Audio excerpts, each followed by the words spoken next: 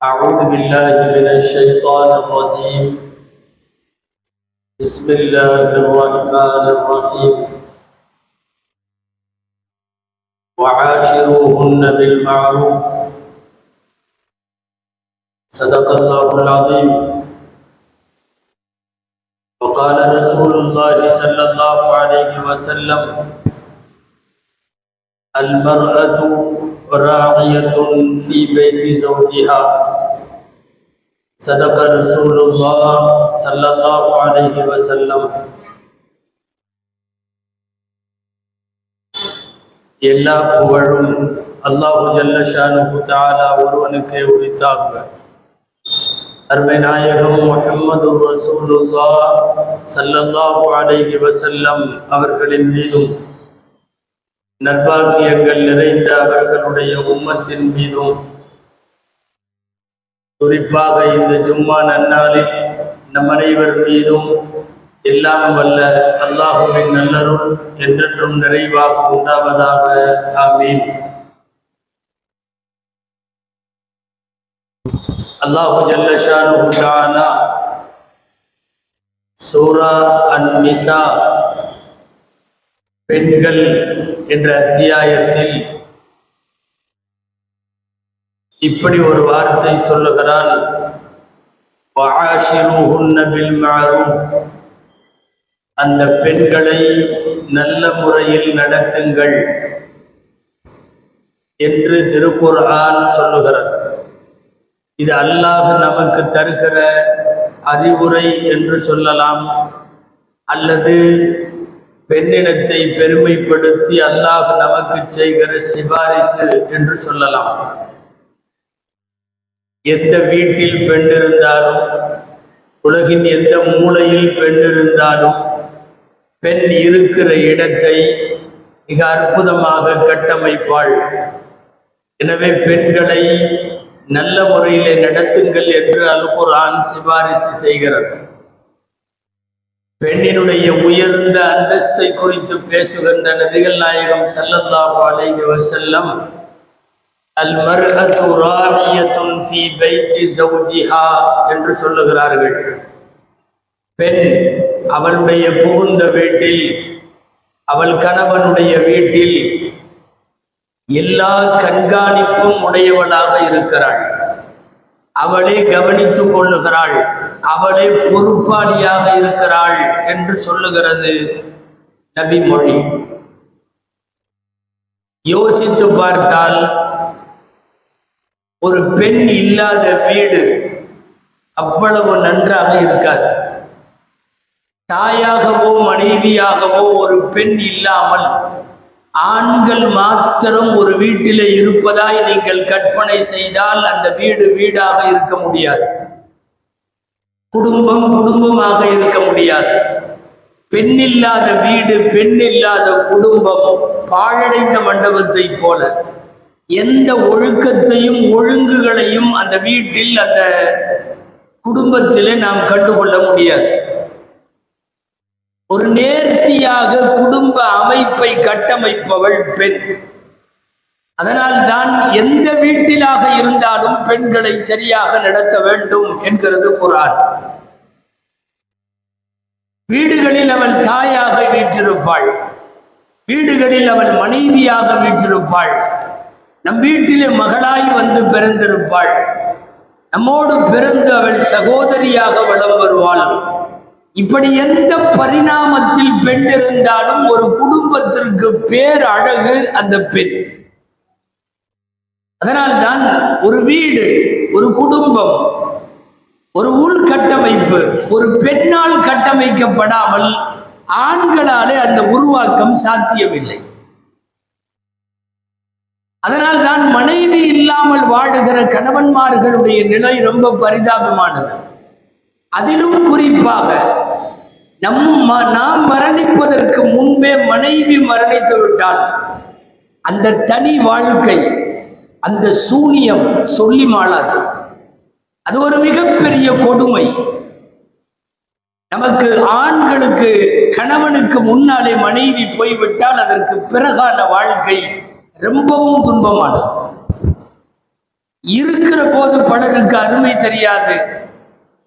அவள் போனதற்கு பிறகு இவர் வாழ்க்கையில் எதிர்கொள்ளுகிற ஒவ்வொரு கட்டத்திலேயும் மனைவி இப்போது இருந்திருந்தால் என்கிற கேள்வியோடு நாட்கள் நகர்கிற போதே அது வேதனை.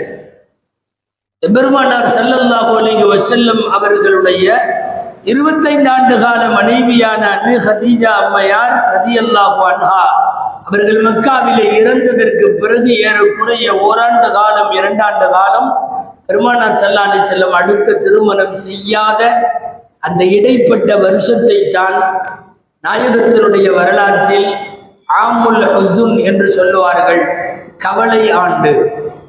பெருமானாரினுடைய வாழ்க்கை வரலாறுகளில் நபித்துவத்திலே இருந்து வஃபாத் வரைக்கும் உண்டான வருஷங்களின் பெயர்களில் ஒரு ஆண்டிற்கு மட்டும் கவலை ஆண்டு என்று பெயர். அது பிரியத்திற்குரிய மனைவி யாரும் கூட இல்லாத ஆண்டு. மனைவி இல்லாமல் கணவன் என்பது அதுவும் ஒரு வாழ்க்கை முடித்ததற்கு பிறகு முன்பே மனைவி விடைபெற்று விட்டால், காலமாகிவிட்டால் அந்த வாழ்க்கை ரொம்ப கொடுமையாக இருக்கும். ஏனென்றால் ஒரு குடும்பத்தை அவ்வளவு பத்திரமாய், அழகாய், அமைப்பாய், ஒழுங்காய், நேர்த்தியாய் பார்த்து கொள்பவர்கள் பெண்கள். ஒரு குடும்பத்தினுடைய உள்கட்டமைப்பின் கவலை இல்லாமல் நாம் வெளியில சுற்றி திரிகிறோம் அல்லவா?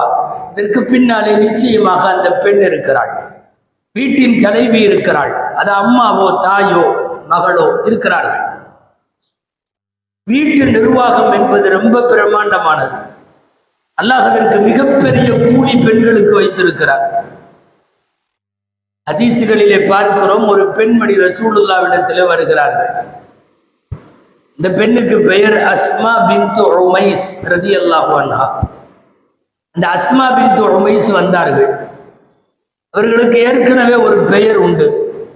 பெண்கள்ல மதீனாவில் அன்சாரிகள்ல நல்ல பேச்சாளர், ஹதீபத்துல் அன்சார் என்று பெயர். அற்புதமாக பேசக்கூடியவர்கள். இதோ இப்போது ரசூலுல்லாஹ்விடத்திலே வந்தும் அப்படித்தான் பேசுகிறார்கள்.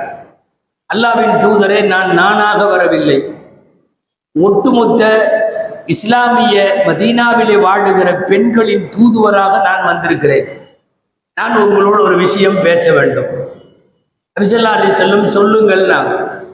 அஸ்மா ரலியல்லாஹு அன்ஹா சொன்னார்கள், நாங்களும் ஆண்களைப் போலவே தொழுகிறோம், நாங்களும் ஆண்களைப் போலவே நோன்பு வைக்கிறோம், ஆண்களைப் போல் எல்லா அமல்களும் நாங்களும் செய்கிறோம். அவர்கள் எங்களிடத்தில் கொடுக்கிற குழந்தைகளை நாங்கள் பத்திரமாக வளர்த்து பாதுகாத்து தருகிறோம். எங்களிடத்தில் அவர்கள் கொடுத்திருக்கிற செல்வம், காசு, பணம், அதை பத்திரமாக வைத்திருக்கிறோம். அவர்களுடைய சொத்தாக இருக்கிற எங்களின் கற்பை நாங்கள் பத்திரமாக பேணி வருகிறோம். இந்த வீட்டினுடைய எல்லா வேலைகளும் நாங்கள் தான் செய்கிறோம். எங்களுக்கும் ஆண்களுக்கும் சரிசமமாக கூலி தர வேண்டும்.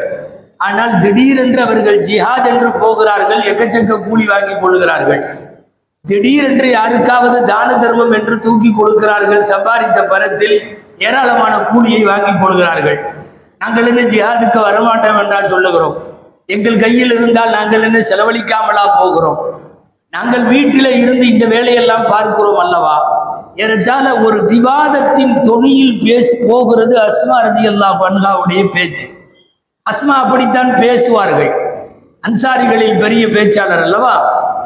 பேசி முடித்ததற்கு பிறகு அஸ்மா ரலியல்லாஹு அன்ஹாவினுடைய பேச்சை பாராட்டினார்கள் நாயகம் ஸல்லல்லாஹு அலைஹி வஸல்லம்.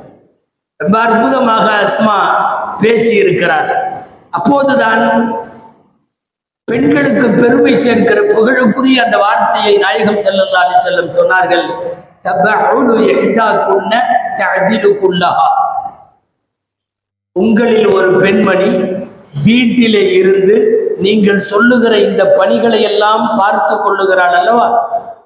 அதாவது குடும்ப நிர்வாகம், குழந்தைகளின் வளர்ப்பு, குழந்தைகளின் அமைப்பு, கணவன் மற்றும் அவனுடைய உடைமைகள், உரிமைகள் எல்லாவற்றிலும் பாதுகாப்பு, கற்பொழுக்கம், இதோடு வாழுகிற ஒரு பெண் மேற்கூறப்பட்ட ஆண்கள் செய்கிற ஜிஹாத், அவர்கள் அடிக்கடி செய்கிற தான தர்மம் எல்லாத்துக்கும் நீங்கள் வீட்டில இருந்து செய்கிற இது சமமானது என்றார்கள் நாயகம் ஸல்லல்லாஹு அலைஹி வஸல்லம். எல்லாம் சமம். எனவே ஒரு வீட்டு நிர்வாகத்தில் குழந்தைகளை வளர்த்து கொண்டு ஒரு கதவுக்கு பின்னாலே இருக்கிற வீட்டு கட்டமைப்பில் கவனம் செலுத்துகிற, குடும்ப நிர்வாகத்தில் கவனம் செலுத்துகிற பெண் ஜிஹாதிலே உள்ள போராளியின் கூலிக்கு அவள் சமம். லட்சக்கணக்கில் கோடிக்கணக்கில் அல்லாஹ்வின் பாதையில் வாரி இறைக்கிற செல்வந்தர்களுக்கு குடும்பத்தை பார்த்துக் கொள்ளுகிற பெண்கள் சமமானவர்கள் என்கிற வார்த்தையை அஸ்மா பின்த் உமைஸ் ரலியல்லாஹு அன்ஹா வழியாக நாம் தெரிய முடிகிறது. பெண் என்பவள் பிரம்மாண்டமான ஒரு குடும்ப அமைப்புக்கு பெண் தேவை. கவலை இல்லாமல் அங்கே குழந்தைகள் வளருகிறது. கவலை இல்லாமல் நம்முடைய எல்லாம் பாதுகாப்பாக இருக்கிறது. இத்தனைக்கும் பின்னாலே அல்லாஹ் படைத்திருக்கிற அற்புதம் தான் பெண் என்பவள். அதனால்தான் பெண்களை தாக்குவதற்கு மார்க்கத்தில் அனுமதி இல்லை. போர்க்களங்களிலே கூட எதிரி படையிலே வந்தாலும் பெண்களை கொல்லுவதற்கு அனுமதி இல்லை. குடும்ப அமைப்பிலே கூட பெண்ணை நான் கணவன் தானே என்று கை நீட்டுபவன் நல்லவர்கள் அல்ல என்கிறார்கள் நாயகம் ஸல்லல்லாஹு அலைஹி வஸல்லம். சிஹாசித்தாவின் எல்லா நூல்களிலும் வருகிறது ஒரு ஹதீஸ். லகத் தாஃப பி ஆலி முஹம்மதின் நிசாஉன் கதீர் யஷ்கூன அஸ்வாஜஹுன். முஹம்மது ஸல்லல்லாஹு அலைஹி வஸல்லம் ஆகிய என்னுடைய வீட்டை சுற்றி சில பெண்கள் வந்து சுற்றி சுற்றி வருகிறார்கள்.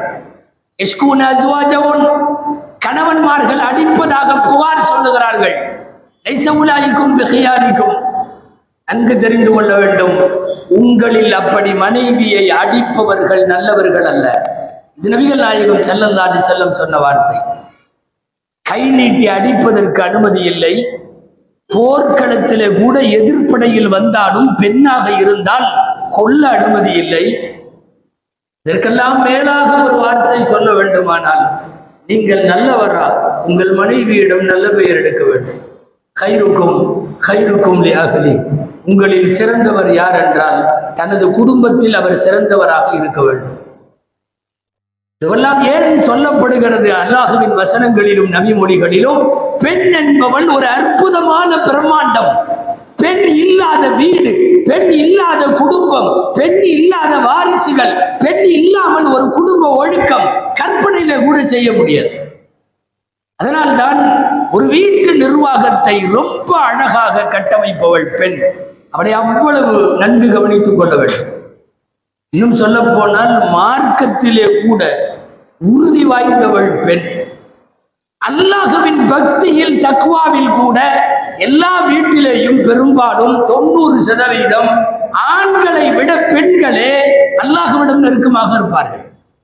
அது தொழுவதானாலும், நோன்பு வைப்பதானாலும், நஃபில் வணக்கங்களானாலும், ஏதாவது ஓதிக்கொண்டு தன் குடும்பத்திற்காக அல்லாஹ்விடத்திலே கையேந்துபவள் யார் என்று பார்த்தால் அந்த குடும்பத்தின் தலைவர்களாக இருக்கிற ஆண்களை விட அந்த குடும்பத்தில் இருக்கிற பெண்கள். பெண்களுடைய மார்க்க ரீதியான மன உறுதி அவ்வளவு வலிமையானது. சமயங்களில் பிரமிப்பாக இருக்கும். என்னன்னா, நாம் அடிக்கடி ஒரு ஹதீஸில் படிக்கிறோம், அடிக்கடி சொல்லுகிறோம், பெண் என்பவள் விழா எலும்பிலிருந்து படைக்கப்பட்டவள். விழா எலும்பு கோணலானது. பெண் என்பவள் பலவீனமானவள். அவள் பலவீனமாக படைக்கப்பட்டிருக்கிறாள். படைப்பின் அமைப்பிலே பலவீனம் தான் இல்லை என்று சொல்லவில்லை. ஆனால் அந்த பலவீனத்துக்குள்ளே அல்லாஹ் வைத்திருக்கிற மன உறுதி, பெண் சக்தி அபாரமானது. ஆண்களுக்கு கூட வராது அந்த ஆற்றல், அவ்வளவு அபாரமானது. வரலாறு வழி நெடுக அதுதானே. கை குழந்தையையும் தாயையும் கொண்டு போய் இப்ராஹிம் அலைஹிஸ்ஸலாம் மக்கால விட்டாங்கன்னு நம்ம வரலாறு படிக்கிறோம். தன்னந்தனி காடு, ஆள் அரவம் இல்லாத, யாரும் இல்லாத இடம், வெறும் பாறைகள் நிறைந்த மலைப்பகுதி. ஒரு குடுவையில தண்ணியும் இன்னொரு குடுவையில பேரிச்சம்பழத்தையும் கொடுத்து இங்க இருந்துக்கோன்னு சொல்லி அந்த தாயையும் பிள்ளையையும் விட்டு விட்டு இப்ராஹிம் நபி விடைபெறுகிற போது, அல்லாஹ் எங்களை இங்க விட சொல்லியிருந்தா, விட்டுட்டு உங்களை அல்லாஹ் போக சொல்லியிருந்தா, அந்த அல்லாஹ் எங்களை கைவிட மாட்டான், நான் உறுதியா இருக்கேன், நீங்க போலாம். அல்லாஹ் எங்களை கைவிட மாட்டான். அந்த பெண்ணின் மனோதிடம், அந்த ஹாஜரா என்கிற அம்மையினுடைய மன உறுதி சிலிர்க்க வைத்தது மண்ணில உள்ளவர்களை அல்ல, விண்ணில உள்ளவர்களை. ஒரு கை குழந்தையோடு இன்றைய சபா மர்வாவான அன்றைய பாறைவனங்களுக்கு இடையில் பாலைவனங்களுக்கு இடையில் நடந்த அந்த அம்மாவின் நடை, அல்லாஹ்விற்கு பிடித்து போன அந்த மன உறுதியை வாடும் காலமெல்லாம் ஹஜ் உம்ரா செய்பவர்கள் அந்த பெண்ணை போலவே ஓடுங்கள் என்றல்லவா வைத்து விட்டான். பெண்களின் மன உறுதி அபாரமான. முதலாய் இஸ்லாத்திலே சேர்ந்த கதீஜா அம்மையார் ஊர் திட்டுகிறது, உலகம் திட்டுகிறது. எவ்வளவு பெரிய மன உறுதி தெரியுமா? நீங்கள் தான் அல்லாஹ்வுடைய தூதர், இந்த உலகத்தில் நான் முதலில் அதை சொல்லுகிறேன் என்று ஏற்றுக்கொண்ட நேரம் எது தெரியுமா? பெருமான் ஸல்லல்லாஹு அலைஹி வஸல்லத்தினுடைய குடும்பத்தை சார்ந்தவர்கள் கூட ஒத்துக்கொள்ளல. மண்ணை வாரி இறைத்தவர் அபூ லஹப், மண்ணை வாரி இறைத்தவர். ஆனாலும் முதல் முஸ்லிமாக தன்னை பதிவு செய்த கதீஜா அம்மாவின் மன உறுதியும் மனோ திடமும் யோசிக்க வைக்கிறது. இவர்களெல்லாம் விழா எலும்பிலிருந்து பலவீனமாய் படைத்தவர்கள் என்று சொல்லுகிறோமே, என்ன மன உறுதி! முதல் ஷஹீதாக வரலாற்றில் நாம் படித்து வைத்திருக்கிற சுமையா ரலியல்லாஹு அன்ஹா, அபூஜஹல் எவ்வளவு பேச்சுவார்த்தை நடத்தினான். கணவரை காட்டி, யாசிர் போன்ற குழந்தைகளை காட்டி, எல்லாரையும் கொல்லுவேன், உன்னை கொல்லுவேன், மோசமாய் கொல்லுவேன், 2 கூறாக உடலை பிரிப்பேன், மறைவிடத்தில் அம்பு செலுத்துவேன். ஒன்றும் பணியவில்லையே. கடைசி வரையும் லா இலாஹ இல்லல்லாஹ் முஹம்மதுர் ரசூலுல்லாஹ். பெண்கள் பலவீனமாக படைக்கப்பட்டவர்கள் என்பது யதார்த்தம். ஆனால் அதையெல்லாம் தாண்டி அவர்களுக்கு இருக்கிற மனோ உறுதி இந்த மண்ணிலே யாருக்கும் இல்லை. முதல் ஷஹீதான சுமையா ரலியல்லாஹு அன்ஹாவுடைய மனோ திடமெல்லாம் உலகம் உள்ளளவும் இஸ்லாமிய வரலாற்றில் அந்த பெயர் நீக்கமர நிறைந்திருக்கும்.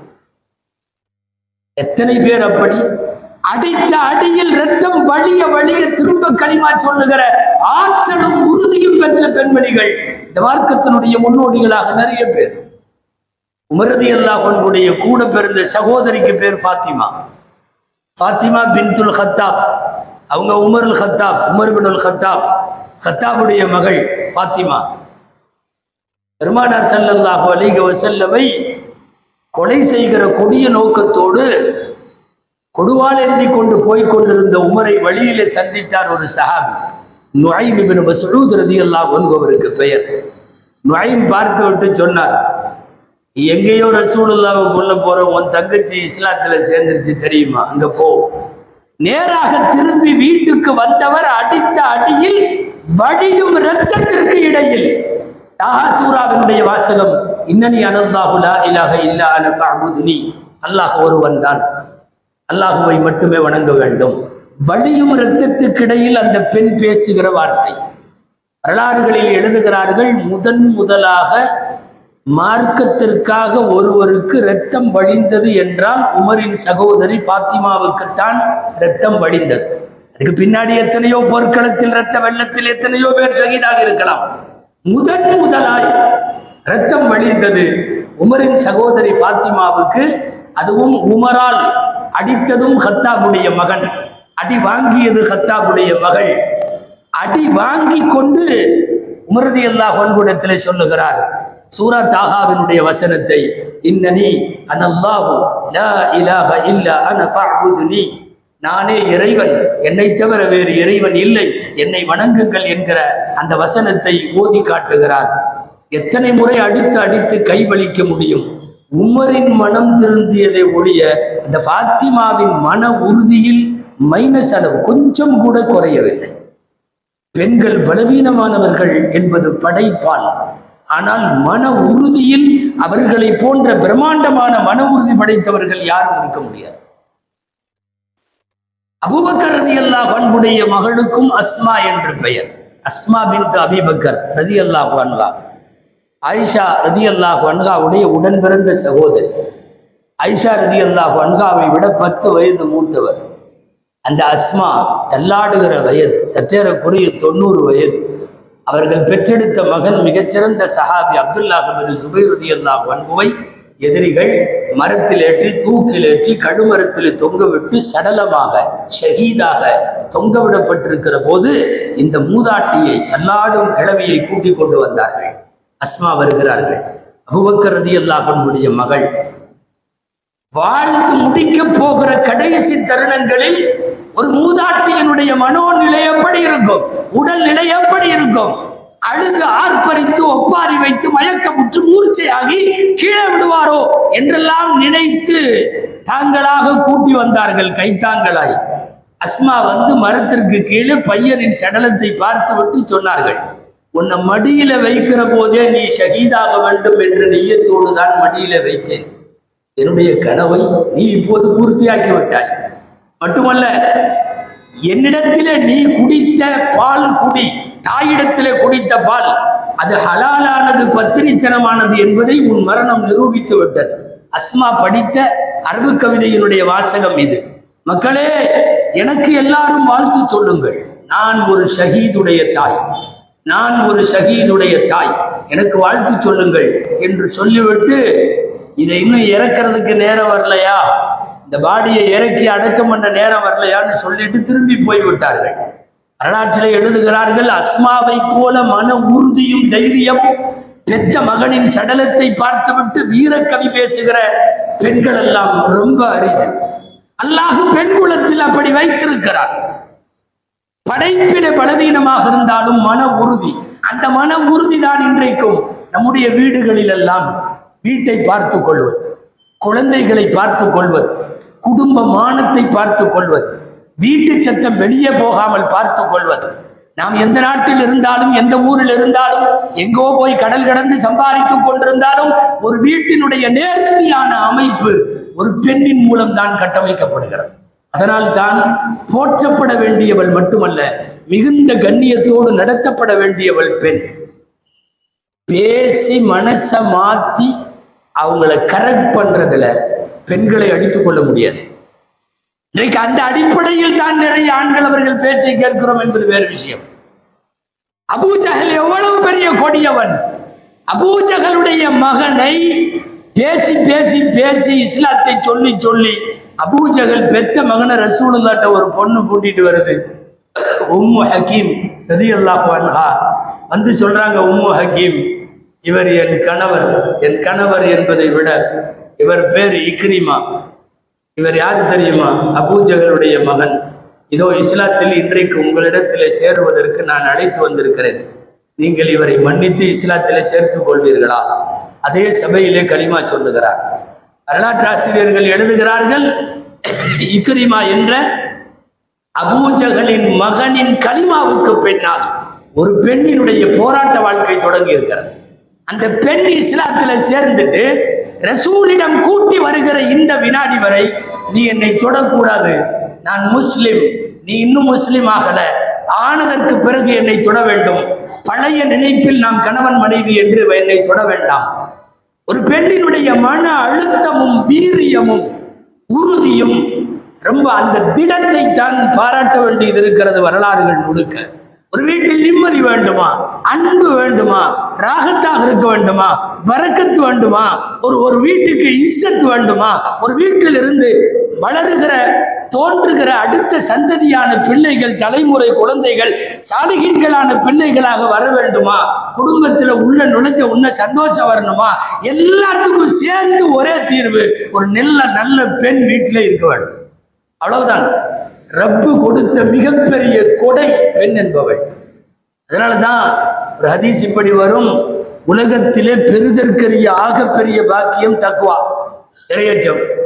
தக்வாவுக்கு பின்னால ஒரு மனுஷன் உலகத்திலே பெறுகிற எல்லாவற்றையும் விட ஆக சிறந்தது ஒரு நல்ல துணை. அல்மர்அத்து ஸாலிஹத்து பஅத தக்வல்லாஹ். அல்லாஹ்வின் தக்வாவுக்கு பின்னால் இந்த உலகத்தின் ஆகப்பெரிய பாக்கியம் இதுதான். சொல்ல போனால் ஆண்களுக்கு சமமானவர்கள் மட்டுமல்ல, யாரோ அறிஞர் எழுதியது போல, ஆண்களுக்கு சமமானவர்கள் சமயங்கள்ல ஆண்களை விட பிரம்மாண்டமானவர்கள். வெளியிலே நாம் சாதிப்பதை விடவும் வீட்டுக்குள்ளே அவர்கள் சாதிப்பது என்பது அதிகம். என்ன, நீங்கள் எதை